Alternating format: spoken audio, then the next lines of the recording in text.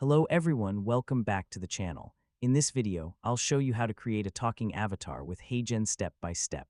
First, open your browser and go to the HeyGen website.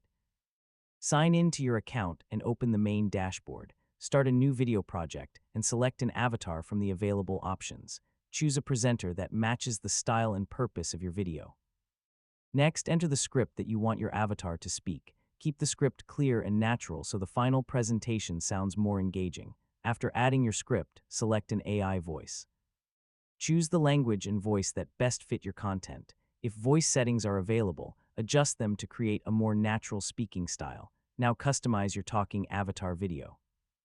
You can choose a background, add text, change the layout, and arrange other elements on the screen. Once your scene is ready, use the preview option to see how the avatar speaks your script.